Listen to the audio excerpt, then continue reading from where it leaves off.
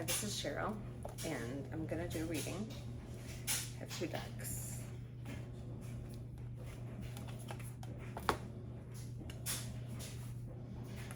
We have the Priestess of the Light Oracle. I seem to be drawn to Oracle decks a lot lately.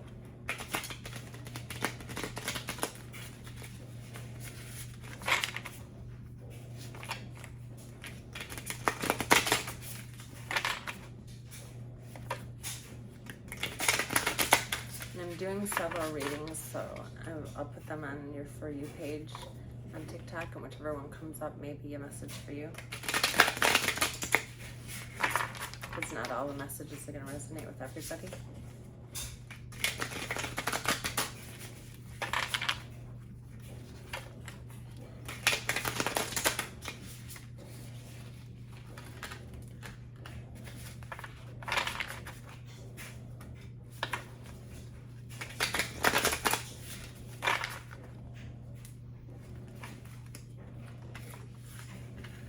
Okay, I have two decks. I'm going to pull the cards from the decks before I read them.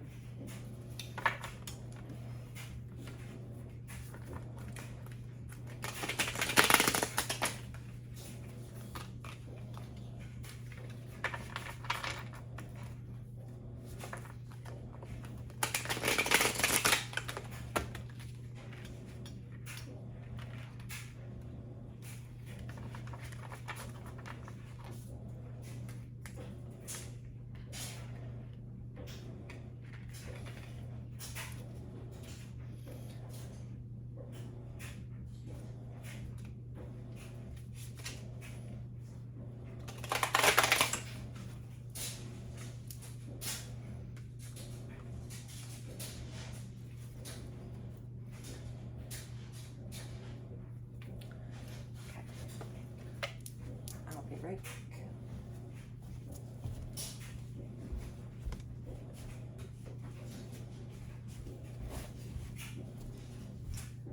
I got this new book, the Stellic Tarot, and I need to read it, but the first card that we got from the deck is Friendship, Support, Fun, Unity, Play. Card number 14. The two smiling young women on this card look over to the beauty of their homeland with joyous appreciation. The profound kindred connection they share is clearly a wellspring of ongoing support and happiness. This card is telling you that it's an important time to reconnect with friends and loved ones in order to experience the camaraderie and joint intentions of your soul group. There's a powerful vibration that comes from a connection forged in shared history, philosophy, and loving experiences. It is a palpable, yet often unspoken union that brings deep feelings of support. This may or not be the family of your youth, but when the resonance of these individuals vibrate in harmony, innocence, and enjoyment, you can rest assured that it is the family of your soul. You may have been feeling the need for support lately. If so, let yourself turn to those you know who allow you to express all your deepest desires and fears without judgment or derision. Unite with others of like mind so you can continue to support each other through good times and bad. This card also encourages you to get together with others for the simple intentions of fun and play. The times when you share these magical vibrations will spread the irresistible resonance of joy exponentially through your life and theirs. Always remember, you deserve to let go, to have fun, to come together with the happy souls that lift your energy and fill you with hope, comfort, laughter, and unbounded bliss. Affirmation. I open myself to the supportive connections around me. I join in the fun and joy that these loving friendships can bring. Okay.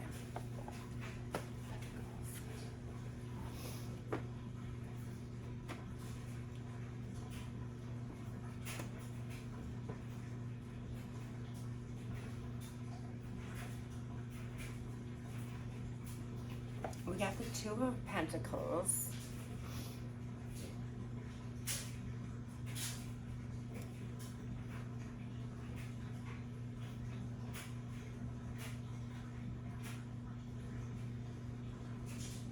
It means multitasking, juggling prospects and possibilities. It's about a seemingly infinite potential for handling multiple businesses or multiple venture projects at the same time and succeeding at it all.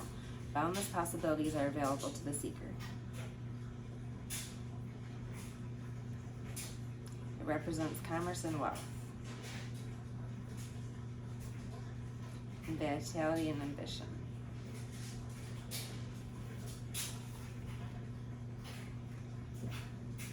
You're encouraged to go forward with multiple pots cooking on the stove. The seeker can handle it.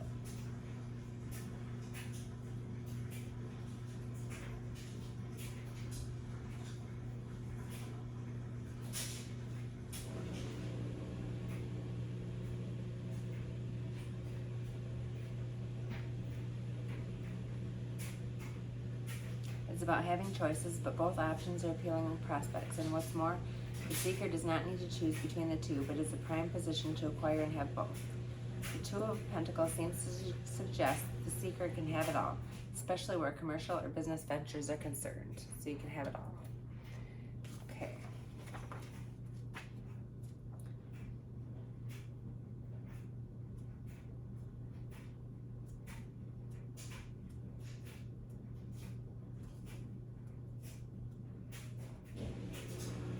The Chariot. It's a water card, and Moon in Cancer means victory, control, willpower, and jurisdiction. The theme is conquest and triumph over obstacles in the seeker's life.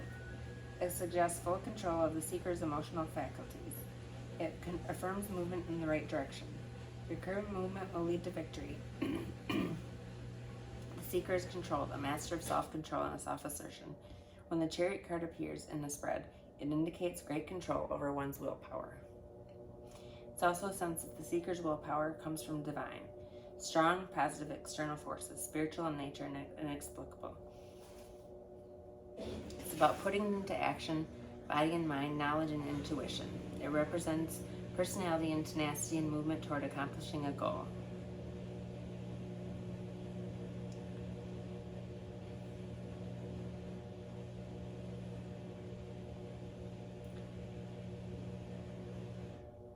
The element of water governs this card. Attributions associated with water will represent the external forces at play in the seeker's situation. The card's association with the sign Cancer may also indicate a seeker who appears tough on the outside, but deep down is quite vulnerable and sensitive. The seeker likes to appear in control, but has a tendency to run from his or her problems, or attack the problems with such aggression to subdue it and therefore avoid true, mature confrontation.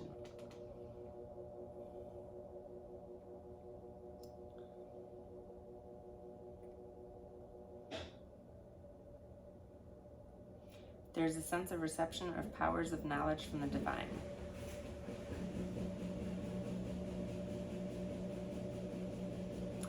The Chariot could denote the period from June 21st to July 22nd associated with Cancer. And today is, I think the 23rd, 24th. So this could be a reading for today too. It indicates triumph, control, and conquest. Okay. Ten of Swords. Retaliation, reprisals, revenge, treachery.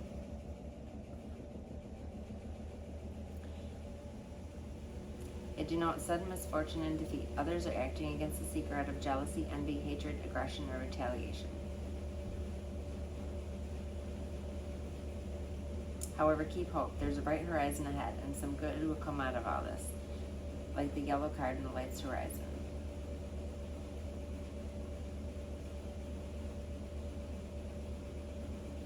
It suggests that the seeker is someone of a remarkable greatness and social importance. The seeker was the proverbial nail that stuck out the most, and thus was the first to be hammered down. The seeker is someone with a pure intention of making a big difference, and he or she has made a significant impact, but by essentially being the most prominent one, the seeker became the target of a mob attack. The Ten of Swords expresses the curse of prominence. The higher you rise, the more merciless your opponents will be, and the farther you will have to fall. Okay, Knight of Wands.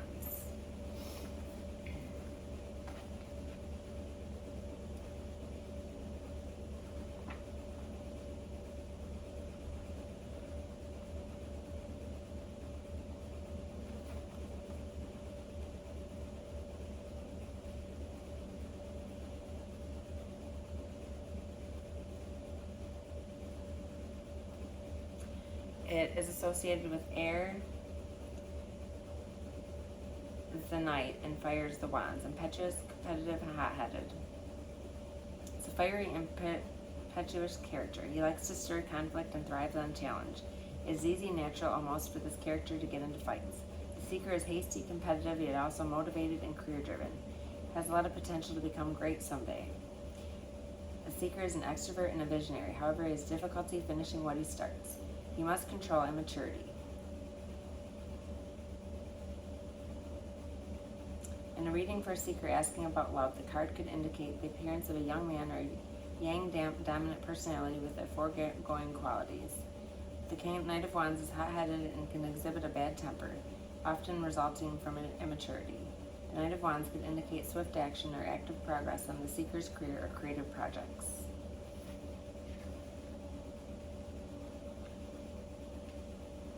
Could signify an Aries, Leo, or Sagittarius. So if you or somebody you know has this sign, it may be for you. It can also indicate a sudden change, swift action that will take the seeker by surprise. It could suggest war, combat, or matters relating to the military. And the last card is the Six of Cups.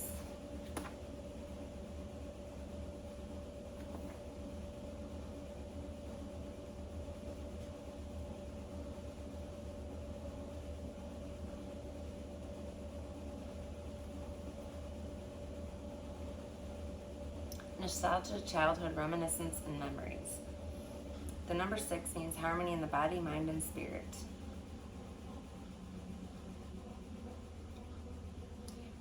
It's the card of nostalgia. There's a sense of revisiting home, symbolic of the seeker revisiting the past. The past is still ever in the present. Childhood or the past is an ongoing factor in the seeker's current life, which is a positive factor. Something positive from the seeker's past is visiting the present. There's reminiscent and sentimentality.